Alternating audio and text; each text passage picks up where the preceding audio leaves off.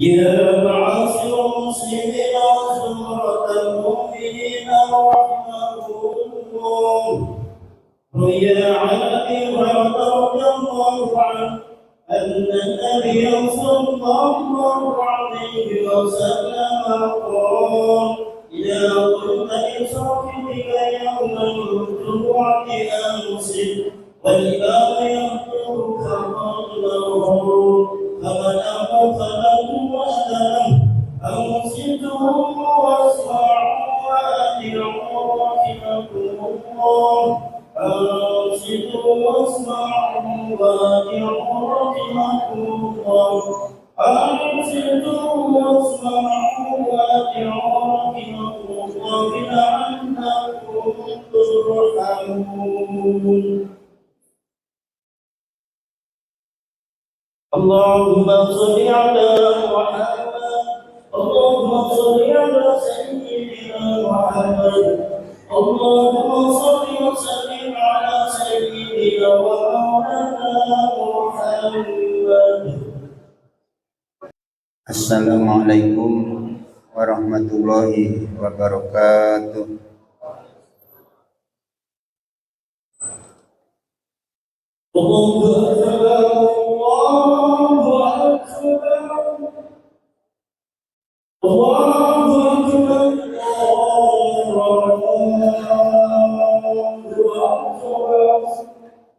أشهد أن لا إله إلا الله.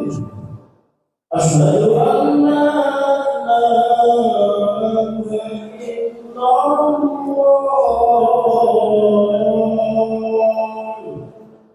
أشهد أن محمدا رسول الله. أشهد أن محمدا رسول الله.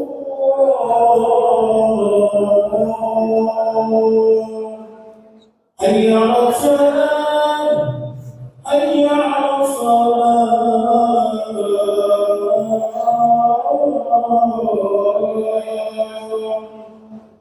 حي على الفلاح. حي على الفلاح.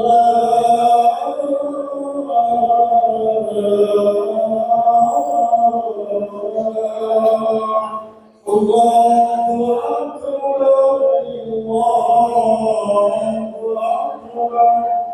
لا إله إلا الله.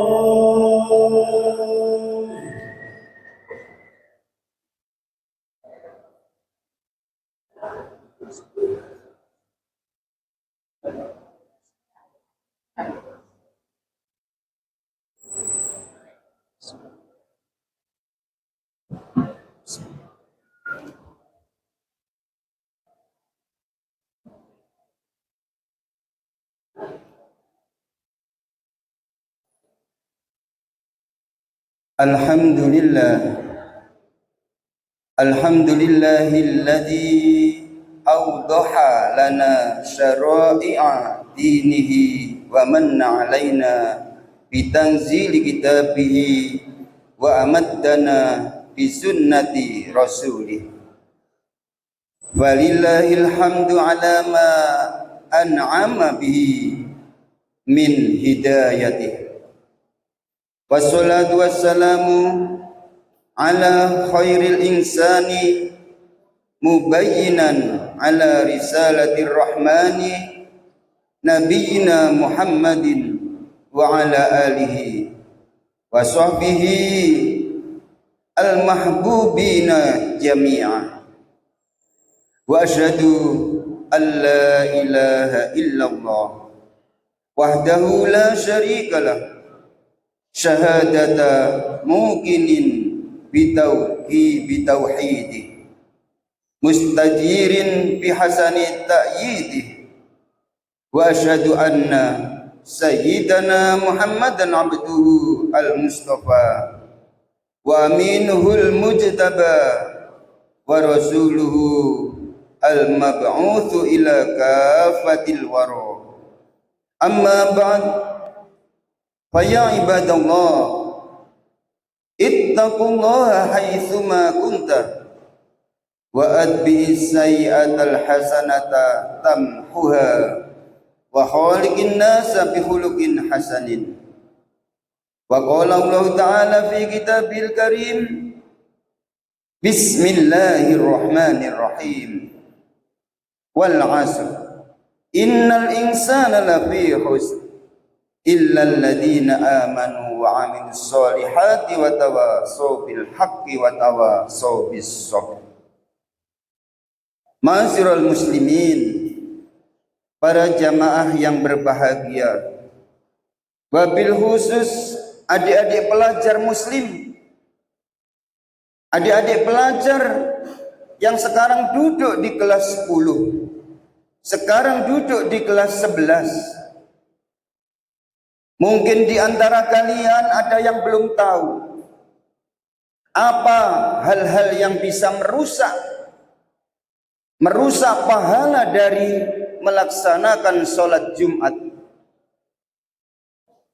Sehingga di antara kalian masih ada yang berbicara saat khatib sedang berkhutbah. Masih ada yang bermain HP saat khatib sedang berkhutbah. Masih ada yang ketawa berbincang dengan temannya saat khatib sedang khutbah. Ini adalah merusak dari pahala melaksanakan sholat Jumat. Itu harus dicamkan dengan baik. Sampai nanti kalian menjelang ajal tiba, jangan sampai apabila sedang dilaksanakan khutbah, bicara sendiri, bermain sendiri, ngobrol sendiri. Dan jangan sampai pula pada saat khatib sedang melaksanakan khutbahnya, duduk diam tetapi sambil tiduran. Ini juga kurang baik di dalam melaksanakan ibadah sholat Jumat. Hadirin rahimakumullah, takwa merupakan prinsip dari kehidupan. Takwa adalah aturan Allah yang akan menuntun kita untuk mendapatkan kebahagiaan sejati. Dan takwa diraih dengan cara menjalankan perintah Allah, juga menjauhi larangan-larangan Allah. Takwa ini harus kita tingkatkan, harus kita jaga. Bukan hanya melaksanakan perintah, tetapi yang berat adalah meninggalkan larangan Allah. Imam Al-Ghazali dalam kitab Bidayatul Hidayah menyampaikan, ketahuilah bahwa agama memiliki dua unsur penting. Yang pertama adalah meninggalkan segala bentuk larangan, dan yang kedua menjalankan ketaatan. Meninggalkan larangan adalah yang paling berat, sebab menjalankan perintah mampu dilakukan oleh siapa saja. Tetapi meninggalkan larangan, yakni harus mengerim hawa nafsu, hanya bisa dilakukan oleh orang yang sungguh-sungguh mencari ridho Allah. Hadirin rahimakumullah, zaman sekarang ini kemaksiatan sudah nampak di mana-mana. Bahkan kadang-kadang kemaksiatan dilindungi oleh sebagian oknum, padahal jelas-jelas Allah Subhanahu wa ta'ala telah menyampaikan. Kita sebagai umat muslim percaya bahwa Al-Quran firman Allah, dan Allah sudah menyampaikan dalam surah Al-Ma'idah ayat 2, wa ta'awanu 'alal birri wattaqwa wa la ta'awanu 'alal itsmi wal 'udwan wattaqullah innallaha syadidul 'iqab. Firman Allah ini menjelaskan, tolong menolonglah kamu dalam mengerjakan kebajikan dan takwa, dan jangan tolong menolong dalam berbuat dosa dan permusuhan. Bertakwalah kepada Allah, sesungguhnya Allah sangat berat siksaannya. Hadirin, kalau kita tolong menolong dalam masalah kebaikan dan takwa, ini jelas merupakan perintah Allah.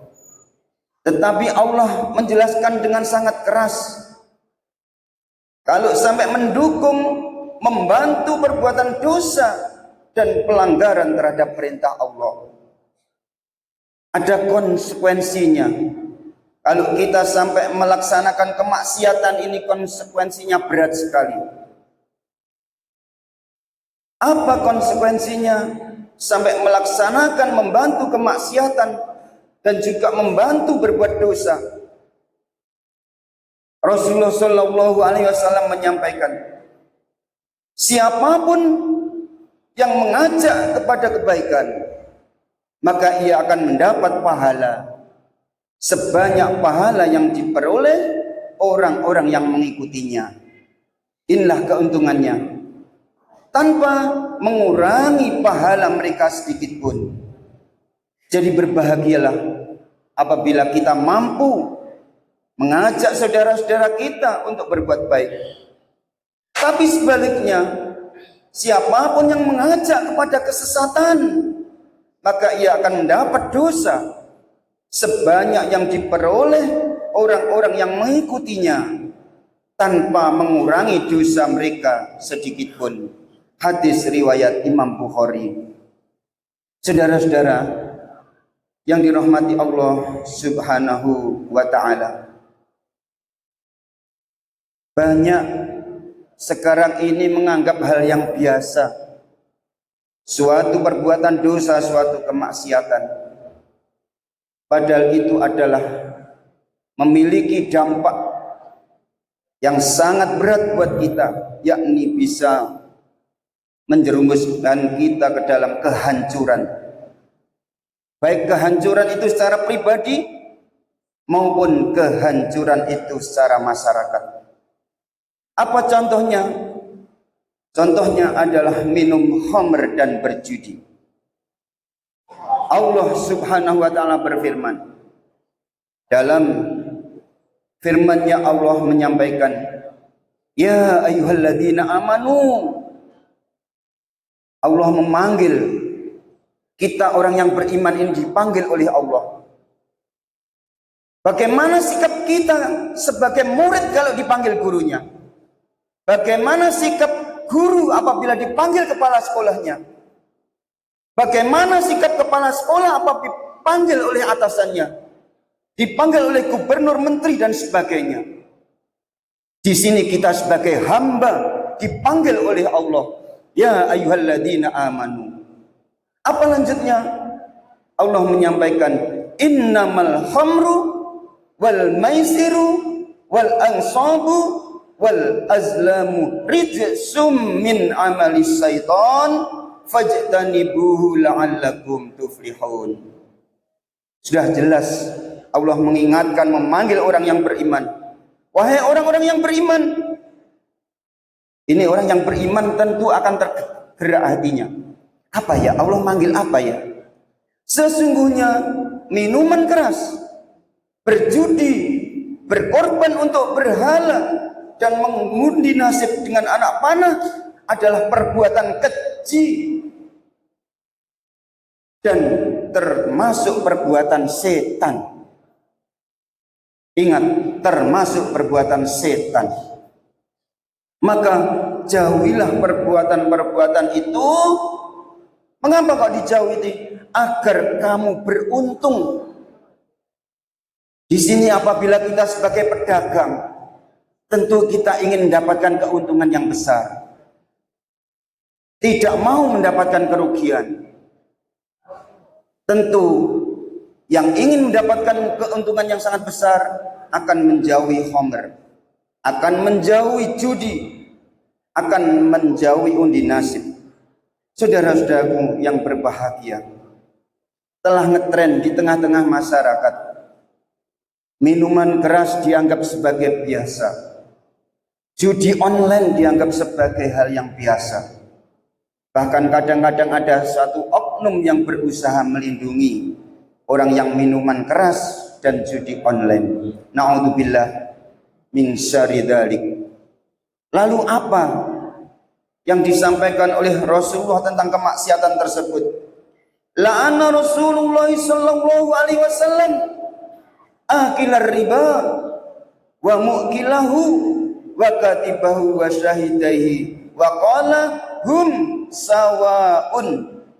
Rasulullah sallallahu alaihi wasallam melaknat pemakan riba, yang memberi riba, penulisnya dan kedua saksinya, dan beliau bersabda mereka semua sama. Maka jangan coba-coba melindungi perjudian, jangan coba-coba melindungi kemaksiatan. Itu sama saja dengan mereka berbuat maksiat dan melanggar larangan-larangan Allah subhanahu wa ta'ala. Kemudian Imam Zakaria Al-Ansari menyampaikan, makna utama dari pernyataan ini bahwa menunjukkan larangan terhadap segala perbuatan yang menjadi sebab timbulnya sesuatu yang haram. Jadi kalau ada sesuatu yang haram dan ada penyebabnya, maka penyebabnya itu sama saja hukumnya haram. Hadirin rahimakumullah. Rasulullah juga menyampaikan, innal abda la yuhramur rizqa bidzambi yusibuhu. Nah, ini kadang-kadang dilupakan. Kenapa ya saya rezekinya kok seret? Kenapa saya punya rezeki yang banyak tapi nggak berkah? Disinilah Rasulullah mengingatkan, sesungguhnya seorang hamba itu terhalang rezekinya karena dosa yang diperbuatnya. Hadis riwayat Ahmad dalam musnadnya. Hadirin rahimakumullah, mudah-mudahan kami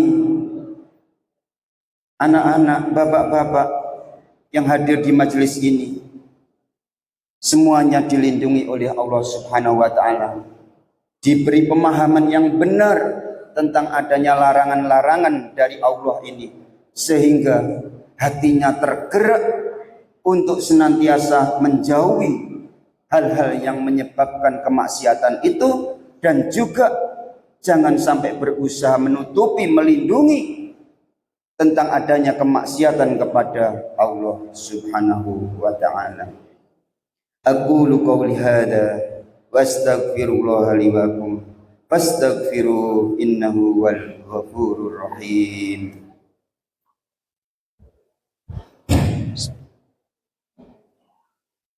Allahumma shalli ala sayyidina Muhammad wa ala ali sayyidina Muhammad.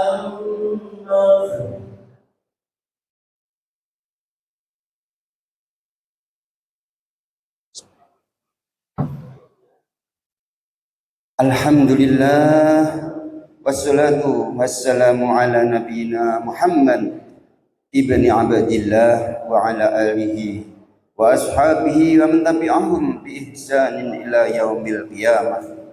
Asyhadu an la ilaha illallah wahdahu la syarika lah wa asyhadu anna sayyidana Muhammadan abduhu wa rasuluh la nabiyya ba'dah. Amma ba'd. Ya ayyuhal hadirun al muslimun, ittaqullah haqqa tuqatih wa la tamutunna illa wa antum muslimun wa'lamu innallaha ma'al ladzina taqaw wal ladzina hum muhsinun. Qala ta'ala innallaha wa malaikatahu yusholluna 'alan nabi ya ayyuhalladzina amanu shallu 'alaihi wa sallimu taslima. Allahumma shalli 'ala sayyidina Muhammad walhamdulillahi rabbil alamin. Allahumma ighfir lil mu'minina wal mu'minat wal muslimina wal muslimat al ahya'i minhum wal amwat. Allahumma a'izzal islam wal muslimin wa adilla syirka wal musyrikin. Allahumma adfa' 'anna al bala'a wal waba'a wal zalazil والمحن وسوء الفتنة ما ظهر منها وما بطن عن بلدنا إندونيسيا خاصة وسائر البلدان المسلمين عامة يا رب العالمين. اللهم انصر إخواننا في فلسطين ولبنان وسائر العالمين. اللهم اجعل بلدتنا إندونيسيا بلدة طيبة ومباركة ومزدهرة. ربنا آتنا في الدنيا حسنة وفي الآخرة حسنة وقنا عذاب النار. ربنا ظلمنا أنفسنا وإن لم تغفر لنا وترحمنا لنكونن من الخاسرين. اللهم اجعلني برا بوالدي ربي اغفر لي ولوالدي وارحمهما كما ربياني صغيرا واهبط لهما جناح الذل من الرحمة. عباد الله إن الله يأمركم بالعدل والإحسان وإيتاء ذي القربى وينهى عن الفحشاء والمنكر والبغي يعظكم لعلكم تذكرون. واذكروا الله العظيم يذكركم واشكروه على نعمه يزدكم ولذكر الله أكبر. الله أكبر الله أكبر أشهد أن لا إله إلا الله أشهد أن محمدا رسول الله. حي على الصلاة حي على الصلاة قد قامت الصلاة قد قامت الصلاة. الله أكبر الله أكبر لا إله إلا الله. Sawu sufufakum fa inna tasbihatas sufuf min tamamis shalah. A'udzu billahi minasyaitonir rajim. Bismillahirrahmanirrahim. Usolli fardul jumu'ati rak'ataini. Allahu akbar.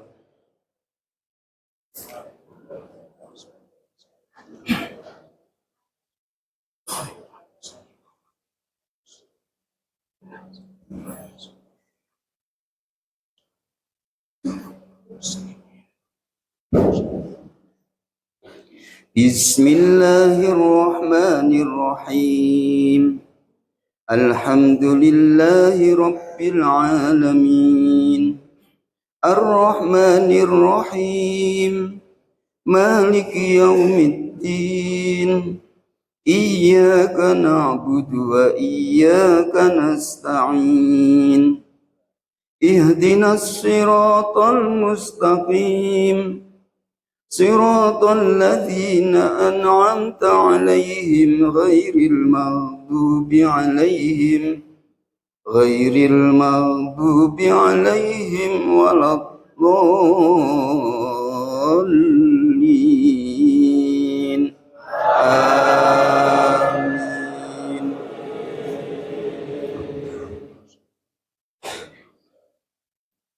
Bismillahirrahmanirrahim.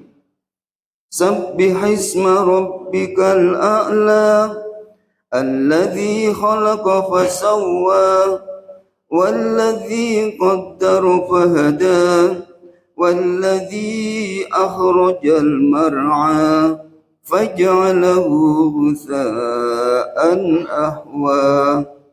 Sanuqri'uka fala tansa illa ma sya'allah. Innahu ya'lamul jahra wa ma yakhfa. Wa nuyassiruka lil yusra fadhakkir in nafa'atiz dzikra. Sayadhakkaru man yakhsha wa yatajannabuhal ashqa alladhi yaslan naral kubra thumma la yamutu fiha wa la yahya. Qad aflaha man tazakka wa dhakara isma rabbih fasalla. Bal tu'thirunal hayatad dunya wal akhiratu khairu wa abqa. Inna hadza la fis suhufil ula صحف إبراهيم وموسى. الله أكبر.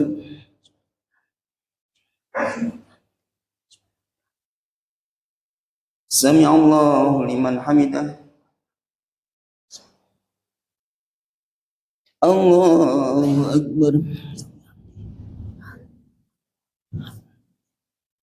الله أكبر. الله أكبر.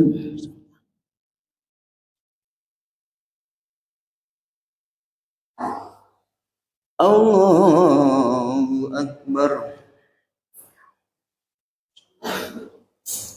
بسم الله الرحمن الرحيم. الحمد لله رب العالمين الرحمن الرحيم مالك يوم الدين إياك نعبد وإياك نستعين اهدنا الصراط المستقيم صراط الذين أنعمت عليهم غير المغضوب عليهم ولا الضالين. آمين.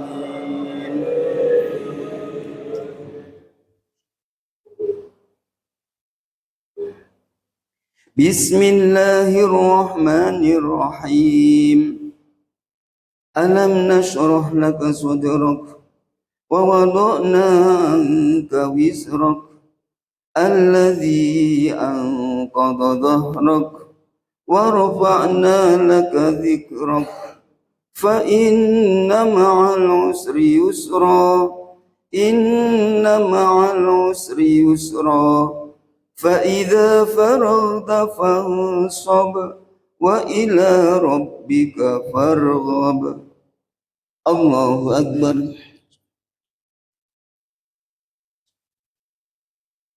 سمع الله لمن حمده. الله أكبر.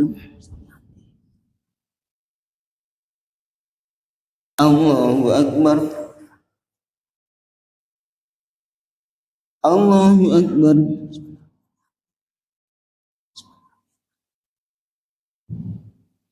الله أكبر.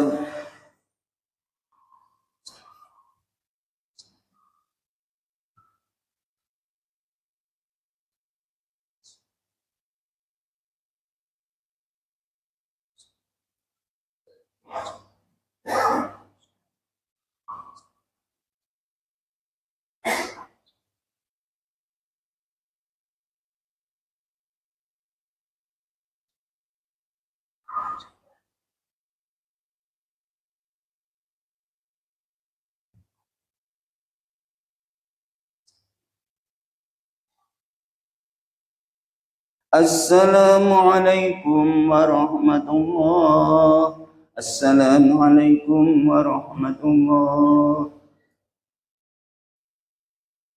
الفاتحة.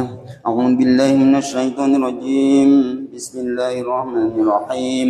الحمد لله رب العالمين الرحمن الرحيم مالك يوم الدين إياك نعبد وإياك نستعين اهدنا الصراط المستقيم صراط الذين أنعمت عليهم غير المغضوب عليهم ولا الضالين.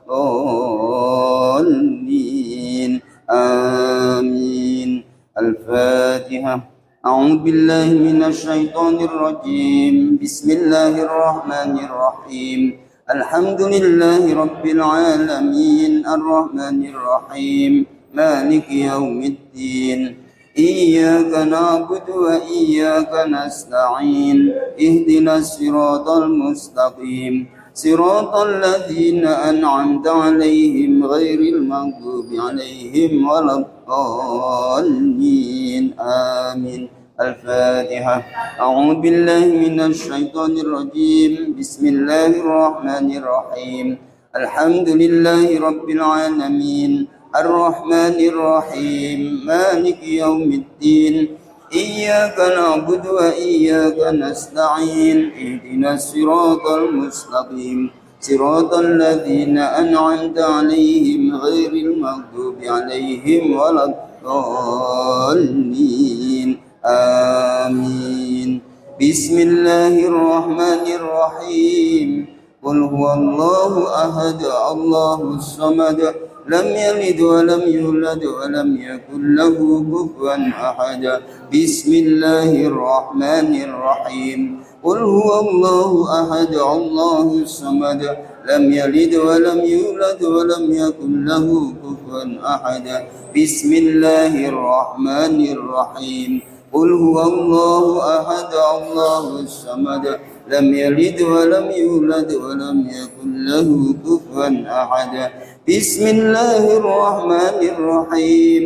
قل أعوذ برب الفلق من شر ما خلق ومن شر غاسق إذا وقب ومن شر النفاثات في العقد ومن شر حاسد إذا حسد. بسم الله الرحمن الرحيم.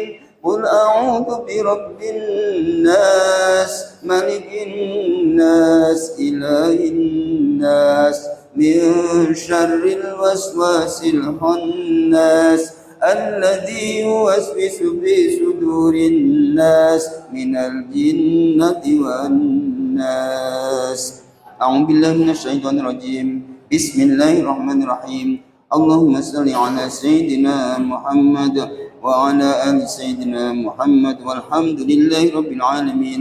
اللهم يا غني يا حميد يا مبدئ يا معيد يا رحيم يا ودود أغننا بحلالك عن حرامك بطاعتك عن معصيتك بفضلك عمن سواك. اللهم إنا نسألك الهدى والتقى والعفاف والغنى.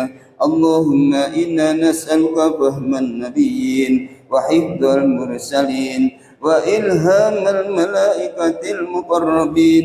اللهم أغننا بالعلم وزينا بالحلم وأكرمنا بالتقوى وجملنا بالعافية برحمتك يا أرحم الراحمين. اللهم اجعل أولادنا وذريتنا وتلاميذنا من أهل العلم وأهل الخير وأهل القرآن ولا تجعلنا وإياهم من أهل الشر وأهل الضير إنك على كل شيء قدير. ربنا اغفر لنا ولوالدينا وارحمهم كما ربونا صغارا. اللهم اختم لنا بالإيمان. اللهم اختم لنا بالإسلام. اللهم اختم لنا بالخير. اللهم اختم لنا بحسن الخاتمة يا الله بها يا الله بها يا الله بحسن الخاتمة.